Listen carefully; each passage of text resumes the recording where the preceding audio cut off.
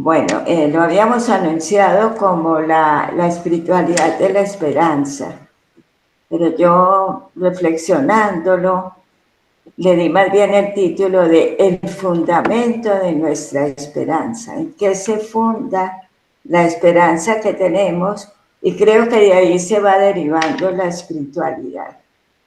Y les advierto que me sirvió mucho un folleto de esos de Cristianismo y Justicia, que está precisamente dedicado a esto y se llama Dar razón de nuestra esperanza. Se lo puedo mandar a los que quieran porque lo tengo virtual. Pero quiero reconocer que me ayudó mucho a hacer esta reflexión que les quiero compartir hoy. Bueno, entonces la esperanza es algo inherente al ser humano. Yo veo que precisamente en el canto yo veía lo que es un deseo grande de algo, cómo moviliza. Y es que es algo que se inscribe en la dinámica del deseo. Cuando deseamos algo con todo el corazón y con todo el alma, a eso le dedicamos lo que sea, es lo que nos moviliza. Y por eso, pues popularmente decimos, es que la esperanza es lo último que se pierde. Y los que perseveran luchando, lo hacen porque tienen esperanza de que algo se puede lograr. Entonces es algo que está inscrito en nosotros, la esperanza. Pero parece que son los optimistas los que no pierden nunca la esperanza y que en cambio los pesimistas, pues con cualquier nubecita ya dicen que no hay esperanza. Pero lo cierto es que en el contexto en que estamos viviendo nosotros hoy, que no hablamos sino de inseguridad, de incertidumbre, de esto para dónde va, pues hay muchos que con capa de realismo tienen la sensación de que no hay que esperar nada, de que no hay nada sólido y firme en lo que nos podamos apoyar, que no hay un proyecto creíble, que los políticos pues se nos han ido por otro lado. Entonces tiende a haber mucha desesperanza en esta sociedad en la que estamos. Y esto, como digo, pues como con capa de seamos realistas. Esto no lo va a arreglar nadie. Pero entonces miremos a ver qué es lo que nos da importancia, que nos da esperanza. Un elemento importante para mantener la esperanza es mantener la conciencia histórica. El Papa en la exhortación, en la carta Fratelli Tutti, habla entre las causas de lo que está pasando en esta sociedad, es que hemos perdido la conciencia histórica. Y lo serio es que la historia inclusive ha ido desapareciendo del pensum de estudio.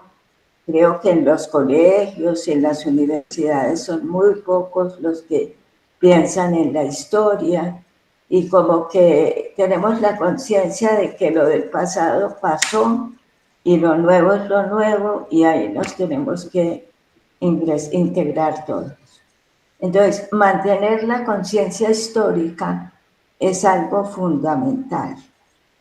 Y para nosotros, los que pertenecemos a la tradición judeocristiana, la historia es un lugar teológico, es un lugar donde podemos encontrar a Dios, porque Dios se nos ha manifestado históricamente. Entonces, es un elemento importante, para mí fundamental, para mantenerla, para encontrar el fundamento de nuestra esperanza. Y creo pues que por lo tanto la espiritualidad con que tenemos que vivir la esperanza.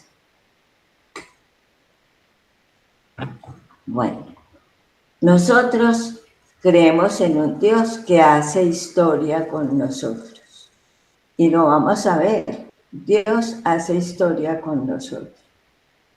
La esperanza que compartimos hasta cierto punto, hasta un momento de la historia con la tradición judía, se basa en la credibilidad que damos a las promesas de Dios. Para el pueblo judío, la promesa de Dios era algo fundamental y en ella creía. Nuestro Dios no es un Dios que está fuera de la historia, sino que hace historia con nosotros y se va revelando al ritmo y en la historia. Es importante esto. Dios no se revela así como de una manera tal y desaparece, sino que va llevando la historia, como vamos a ver, pacientemente. Y todo el Antiguo Testamento tiene como un hilo conductor que anima el caminar del pueblo, animado por las promesas que Dios les iba haciendo.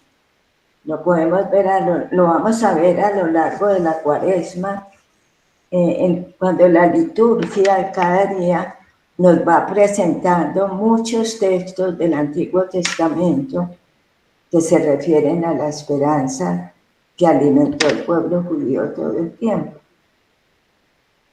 Entonces vamos a mirarlo en un gráfico, que a mí me ayudan mucho los gráficos como para visualizar las cosas. La historia de la salvación, digo yo ahí, es la historia de la paciencia y la misericordia de Dios.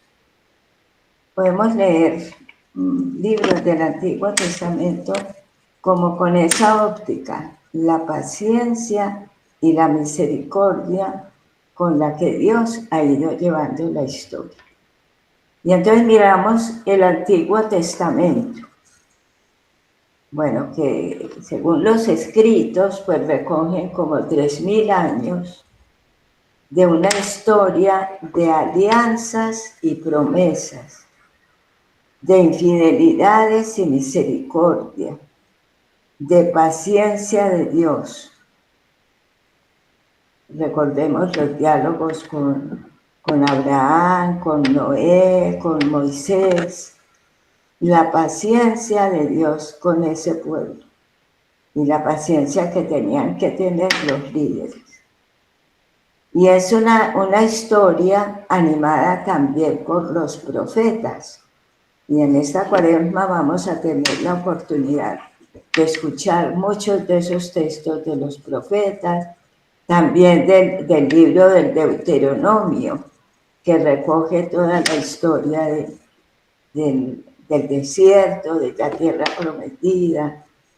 No sé si recuerdan el texto del domingo pasado, que era el capítulo 26 del Deuteronomio, el que presentaba las primicias a Dios, hacía historia de dónde venía y cuál era el motivo por el que presentaba las primicias. Bueno, entonces toda esa historia de muchísimos años es la historia de la paciencia y la misericordia de Dios. Pero esa historia llega a un momento de plenitud, la plenitud del tiempo, como dice San Pablo en la carta a los Gálatas. Cuando llegó la plenitud del tiempo, Dios envió a su Hijo, nacido de una mujer. Es como quien dice, bueno, durante todo ese tiempo, Dios a punta de paciencia y misericordia fue llevando al pueblo. El pueblo al final se fue dividiendo, se fue dispersando, toda la época de los reyes, acuérdense del exilio, y quedó un resto fiel que esperaba y seguía esperando. Y María es como la personificación de ese resto de Israel que creía en la promesa y perseveraba. Entonces, como dice el Papa Benedicto, el acontecimiento de Jesús, él no habla de Jesús, el acontecimiento de Jesús, o sea, su encarnación, vida, pasión, muerte y resurrección, marcan la plenitud de la historia. Con Jesús la historia, aún la historia civil se divide en dos, pero es que llega al momento de la plenitud de la misericordia y del don de Dios a la humanidad. Es el punto culminante de la historia de Dios con la humanidad. Entonces vamos a profundizar un poquito de eso, pero entonces de ahí sigue que después de la resurrección de Jesús viene Pentecostés. Y es que Pentecostés es la culminación de la obra redentora de Jesús. Cuando Dios, que había enviado a su Hijo, ahora nos envía a su Espíritu, que nos hace personas nuevas. En la época del exilio, Isaías anunciaba la venida del Mesías y Ezequiel anunciaba la humanidad nueva. Les daré un corazón nuevo. Arrancaré de ustedes el corazón de piedra y les daré mi espíritu. Es una cosa maravillosa y es lo que experimentan los discípulos después de Pentecostés y es lo que los impulsa a predicar, y es así como se da inicio a la iglesia. Nace la iglesia y nosotros estamos en el tiempo de la iglesia, llevamos 2000 años de ese tiempo. Igualmente Dios sigue siendo paciente y misericordioso. Bueno, sigamos buscando. Entonces, una promesa que sostiene nuestra esperanza. Así vamos descubriendo un Dios que no se desentiende de la historia. Dios está en este momento tan oscuro, tan incierto que estamos viviendo. Es como su sustento. Y la historia nos muestra que Dios irrumpe normalmente en los momentos en que todo parece que está perdido y da la impresión de que no hay futuro. El pueblo de Israel, cuando llegó Jesús, estaba en un momento crítico. Y Jesús vivió ese momento crítico toda su vida. Pero si recordamos la historia, recordemos la historia de Noé. Cuando Dios quiso borrar a la humanidad de la tierra y empieza toda la historia de Noé, y Dios decide conservar un grupito casi insignificante para rehacer la humanidad. Y luego la de Abraham, toda la historia del cautiverio, la del desierto, la del exilio. Bueno, toda la historia tiene momentos muy oscuros y Dios siempre envía a la persona que ayuda a salir de ese momento y que recuerda las promesas de Dios, y no solo las promesas, porque las promesas de Dios para nosotros ya se han cumplido en Jesús y ya se cumplieron en Pentecostés cuando Dios nos dio su Espíritu. Entonces, en cada uno de nosotros, en cada uno de esos momentos hay un pacto y una promesa que anima y sostiene la esperanza. Y eso es lo que Dios no nos ha faltado con él. Y son muy importantes, fueron muy importantes en el Antiguo Testamento los profetas, pero es que también en este tiempo hay profetas.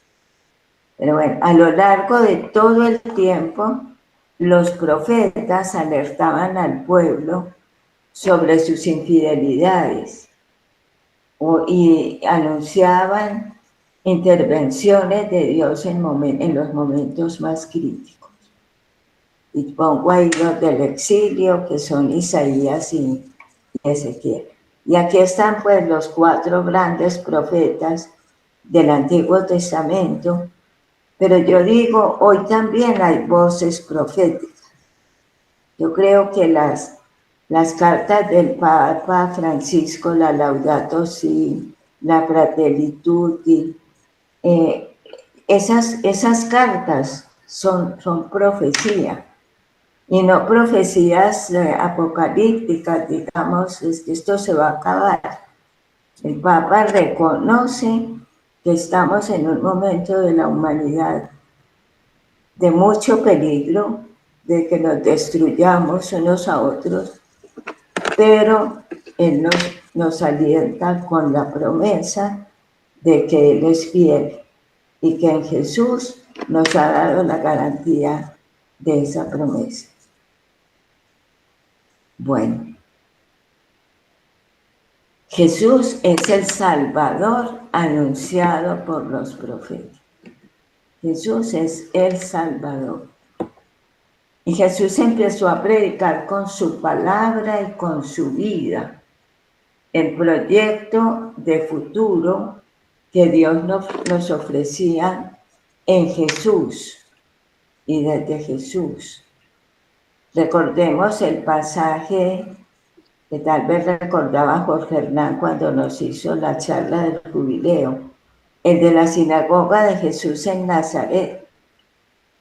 El Espíritu del Señor está sobre mí porque me ha ungido y me ha enviado.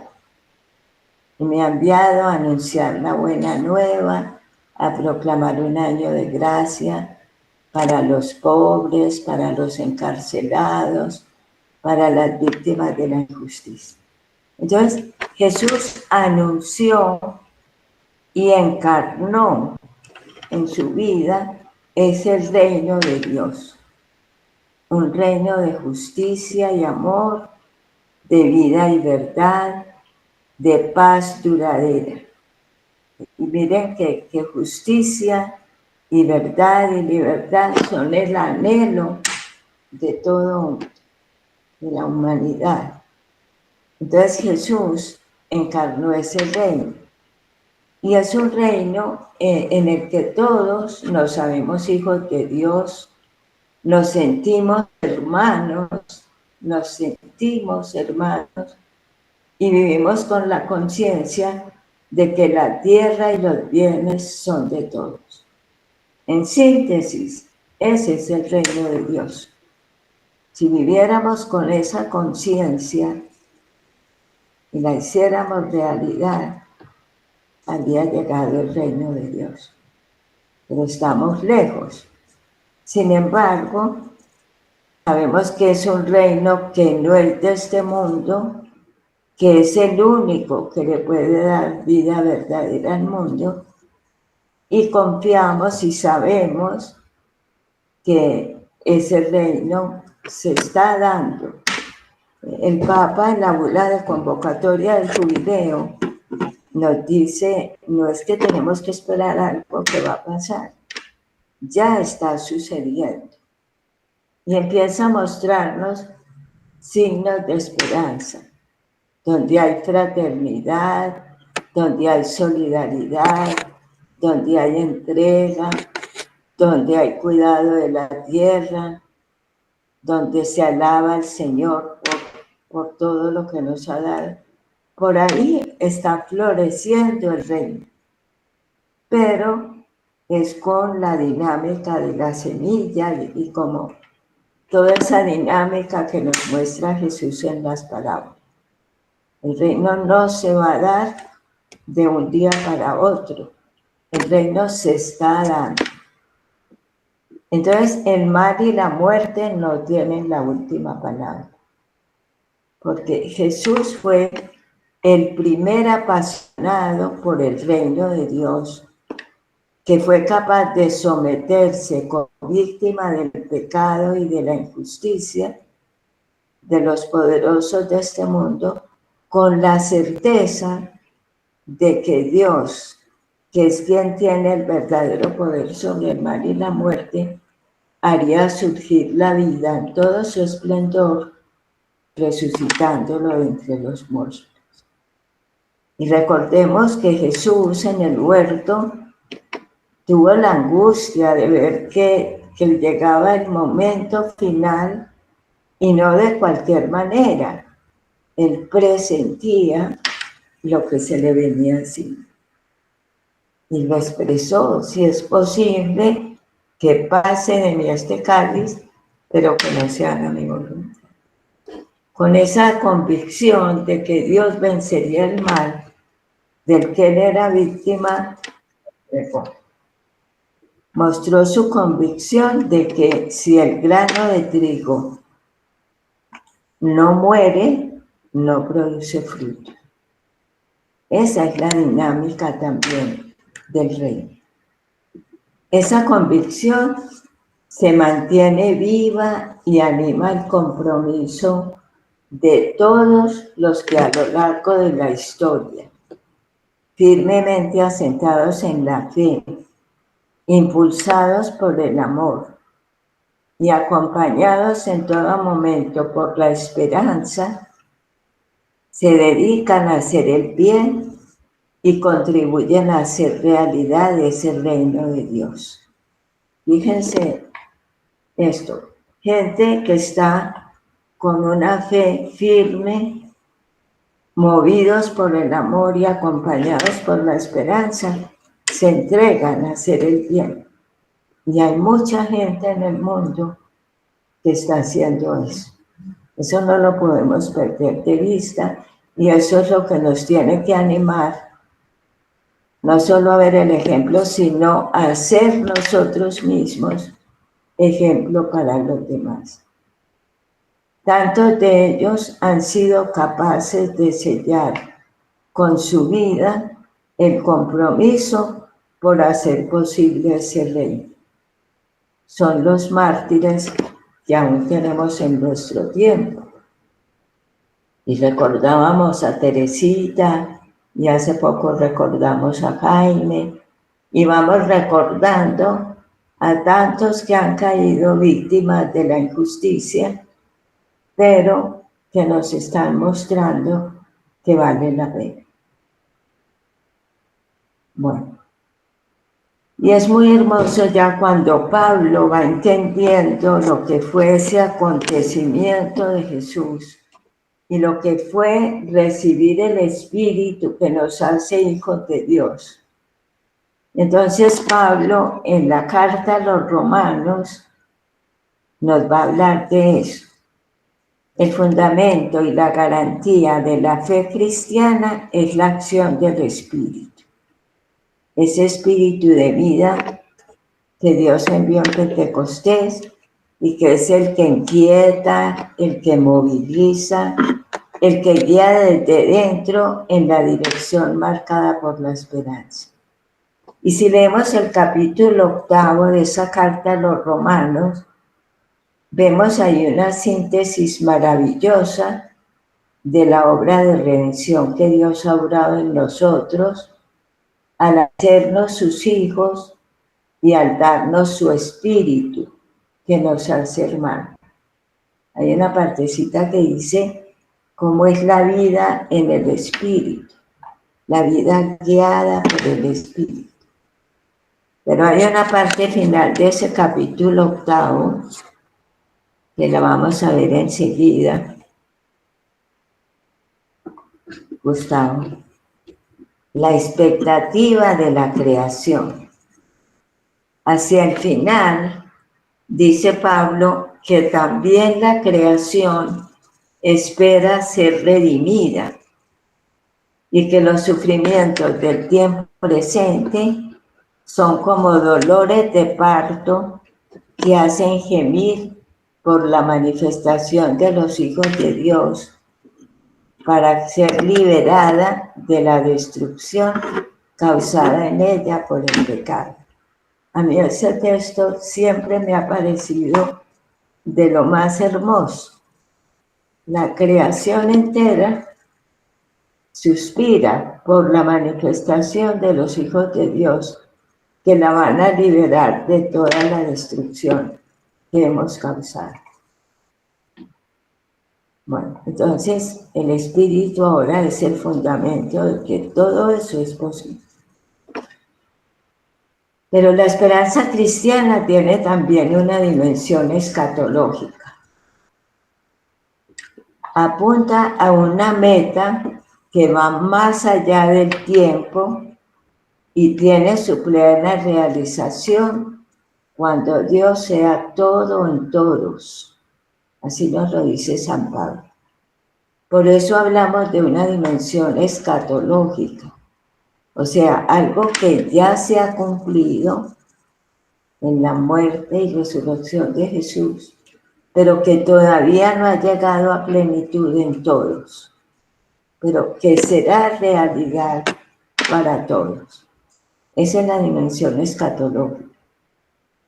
La promesa salvadora de Dios, siempre presente en la realidad, y que acogemos animados por la esperanza como virtud teologal.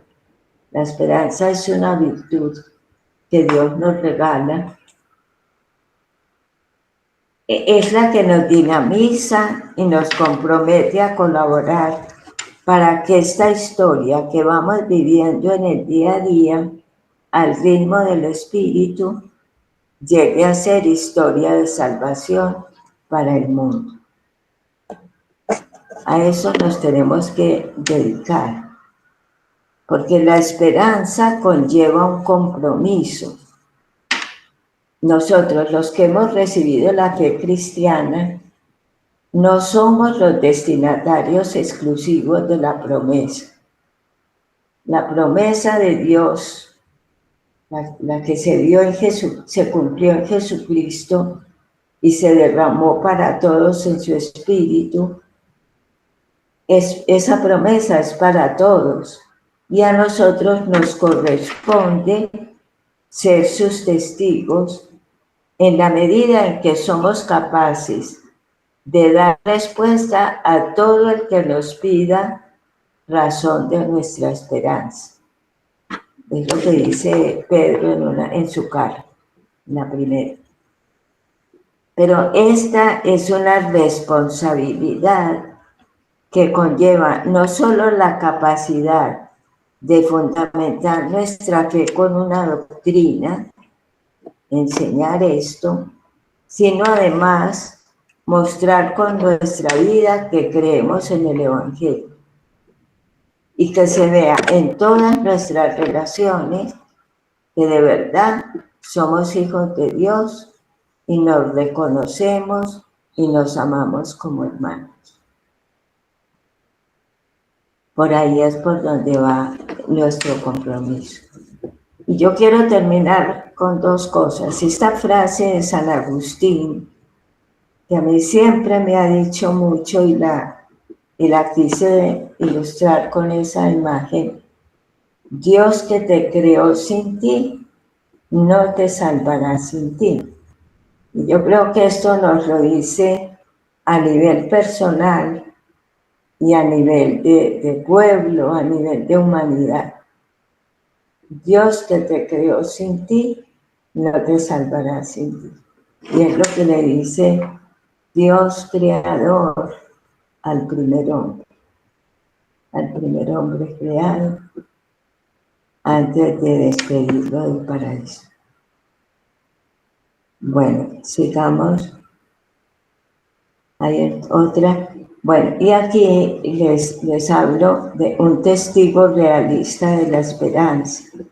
La semana pasada recibimos la noticia de la muerte de José Ignacio González Faust, un jesuita teólogo, pues creo que muy conocido en los medios de la universidad y de los que investigan.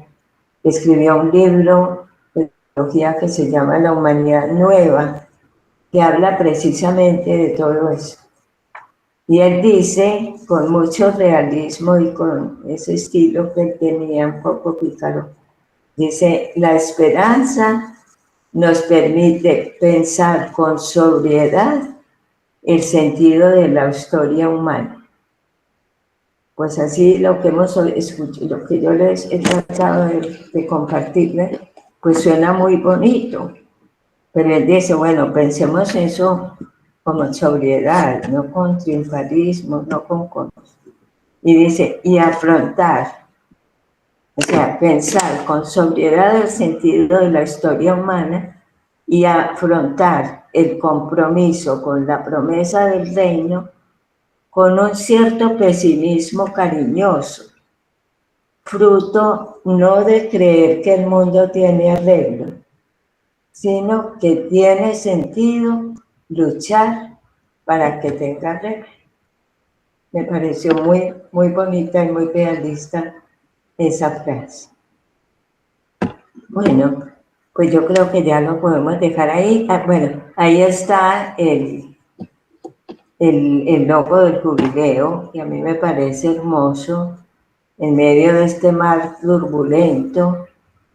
Si nos uniéramos de los 4 puntos del mundo en torno a la cruz de Jesús, que es la que nos da esperanza y la que nos ancla en algo fundamental, pues se haría realidad ese sueño de esperanza y de libertad que todos llevamos dentro.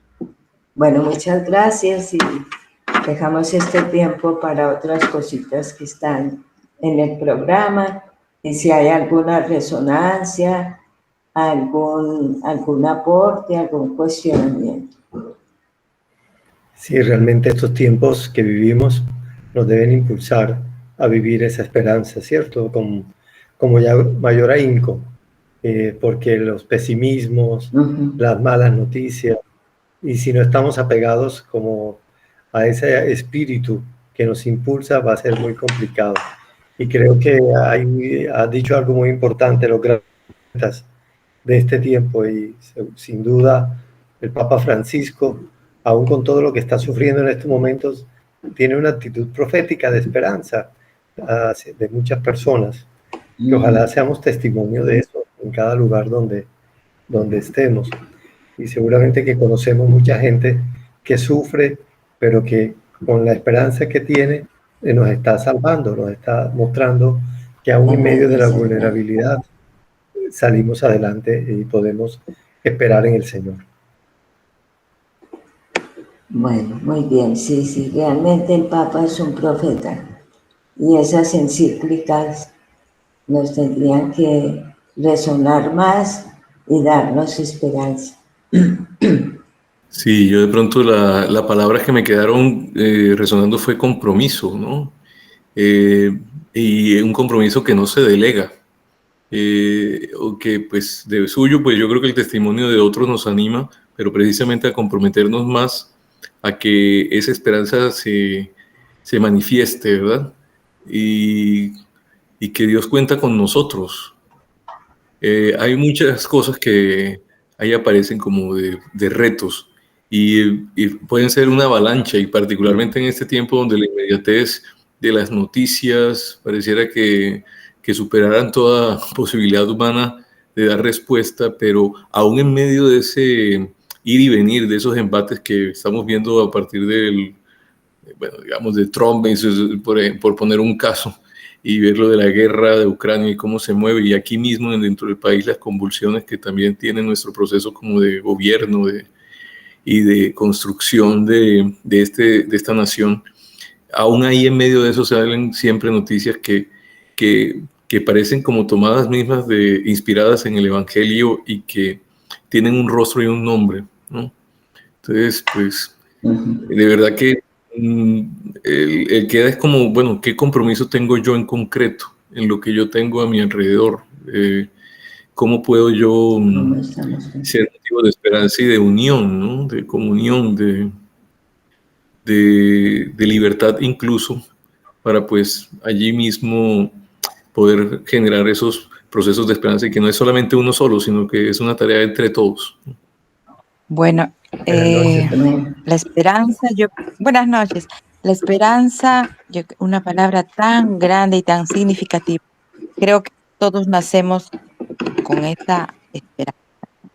Y yo admiro mucho, siempre me causa mucho respeto, me causan las personas que viven en los asentamientos humanos. Nosotros como Red Laical que visitamos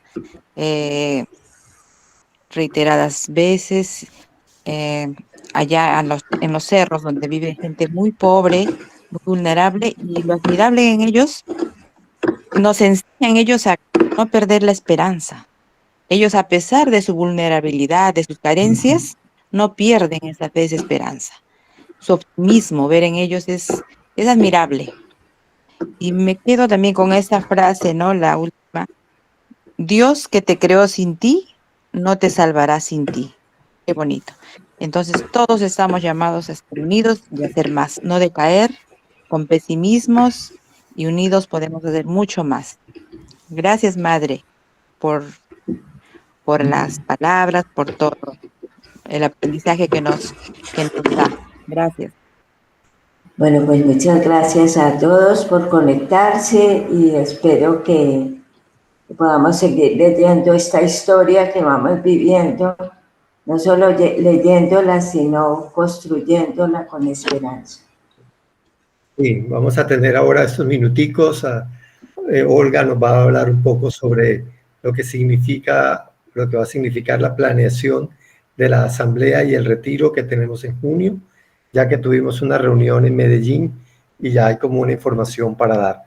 Y también vamos a aprovechar estos minuticos también para comentarles que ya el 7 de marzo se mandó a la Madre General y a las provinciales el fruto del discernimiento acerca del equipo animador internacional.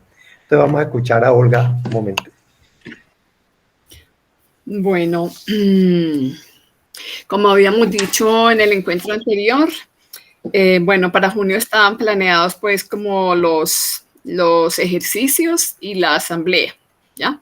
Y que el lugar va a ser acá en Medellín, es acá en Medellín. Entonces, como algunas cositas para tener en cuenta mientras se les envía también como, a ver, ¿cómo se dice? Como todo lo que hay que tener en cuenta para estos ejercicios, esta asamblea, fecha, recomendaciones, etc. Entonces, algunas cositas como para tener en cuenta mientras reciben como esta notificación. Los ejercicios serían los días 18, 19, 20 y 21, ¿no? Incluida la asamblea. Los 3 primeros días sería de miércoles a sábado. Los 3 primeros días serían de ejercicios orientados pues por la Madre Silvia. Sabemos pues que esos tres días son muy recomendados, el silencio, de verdad, el propio y el también propiciar el de los demás como para un mejor provecho. La llegada sería el 17 de junio para la cena a las 6 de la tarde. Bueno, van a ser en Villa Lestonac y Los Balsos, ¿no? Están ahí muy unidos, ¿verdad? Ese es como el lugar donde vamos a estar. Entonces la llegada sería el 17. El cómo llegar, sobre todo los que están más alejados, pues puede ser de otras ciudades o también los del Perú que de pronto piensan venir, se les va a mandar también como todas las indicaciones, dirección, cómo tomar el bus, cómo llegar, en fin, todas las indicaciones. Bueno, el día viernes 21, que es la asamblea, vamos a tener una iluminación por un sacerdote jesuita, Jorge Humberto Peláez, es el rector de la Javeriana. Y la iluminación sería con relación a esta realidad desde la perspectiva de la esperanza. También ese día tendremos, no, ese día no, el día 20, en la noche, después de haber terminado los retiros, se va a tener también como en la noche, después de la cena, un encuentro de nosotros los laicos para compartir lo que ha sido nuestra formación en las diferentes ciudades, sobre todo haciendo énfasis en los signos de esperanza. Signos de esperanza. Bueno, para eso se tendrán 5 minutos como para esa presentación de cada ciudad, y luego hay otros 5 minutos de resonancia. Total que, bueno, hay que llevar muy bien preparados. Bueno, se sugiere que sea de manera pues como creativa, y lógicamente pues tiene que ser una cosa como muy sencilla, porque 5 minutos pues sabemos lo que significa. Bueno, la inversión sería de 320,000 pesos de 320 por los 4 días, o sea, 80 por día, ¿no? Se sugiere que ese dinero se recoja, bueno, de pronto el coordinador o algún integrante del grupo, pues que se recoja como el dinero de los que van a asistir, para que no se, o sea, para que haya como una sola consignación y se pueda mandar un solo recibo. Ya más adelante les diremos el número de cuenta y a quién le envían pues como esos recibos de consignación, que es muy importante pues enviarlo. Las inscripciones serán hasta el 19 de mayo, ¿no? Esas inscripciones le pedimos el favor a los coordinadores de grupo que lo hagan teniendo en cuenta los siguientes datos, ¿no? Número de el nombre pues, y apellidos completos, número de cédula, número del celular, la EPS e IPS que lo atiende. Bueno, datos de una persona que siempre se tienen, como poner algún caso de que haya alguna emergencia, alguna situación, ¿no? Entonces, datos de esa persona, que sería pues teléfono habitual, en fin. Bueno, entonces, así como en términos generales es como pues lo que va a ser pues como esta experiencia, las fechas, más o menos la programación, las inscripciones y bueno, ya todo lo demás pues se los enviaremos por escrito a los coordinadores para que lo compartan con los grupos. No sé, Jairo, si se me pasa algo importante. No, creo que es importante lo que has dicho. Entonces ya le dejaremos llegar la información ya que nos ha dicho Olga. Agradecemos especialmente al grupo La Mod y el grupo del Pedregal, que también nos van a estar colaborando en toda la parte logística, al igual que la comunidad de las hermanas de Villa Lestonaca. Silvia, ibas a decir algo. Quiero enfatizar que la llegada es el 17 por la tardecita a cenar, y que terminamos el 21 hacia las 4 de la tarde, para que prevean cuando vayan a conseguir los tiquetes de viaje, los que vienen de fuera. Llegar el 17 a cenar y salir el 21 hacia las 4 de la tarde. De todas maneras, seguiremos resolviendo todos estos asuntos. Todavía tenemos tiempo, pero sí irnos motivando, lo más importante, que cada grupo pueda tener participantes, los más que puedan en esta asamblea. Estamos esperando alrededor de unas 40 personas, que es como lo que nos hemos reunido siempre en Cartago. Y es lo que podemos alojar aquí, fundamentalmente en los vasos. Bueno, pues ya conocen allá que es una casa muy sencilla, pero bueno, los acogeremos ahí con todo cariño. y algunas habitaciones de aquí de la parte del convento. Así es, sabemos que todo el esfuerzo que implica para las hermanas de Villa de Stonac recibirnos allí. Entonces, también estamos esperando muy especialmente a los hermanos de Perú, que están muy animados en venir. Ojalá venga una excelente delegación, al igual que de Pasto, Pereira, de Medellín, por supuesto, que están aquí, serán anfitriones, y Bogotá, y de aquí de Barranquilla. También de La Playa, ojalá esperamos que vengan alguien, al igual que también de Amagá. Bueno, también lo otro que queríamos comentarlo rápidamente es que el 7 de marzo ya tenemos, se dio a dar a conocer el documento del discernimiento acerca del equipo animador internacional. Ahora, terminada la reunión, les mandamos el documento junto con la carta que se le mandó a la Madre General y a las madres provinciales de cada sitio acerca de lo que se ha trabajado. Ya ustedes mirarán, ya hemos bastante hablado sobre ese tema. Como noticia es que África realmente hizo fuerte presencia en la última reunión.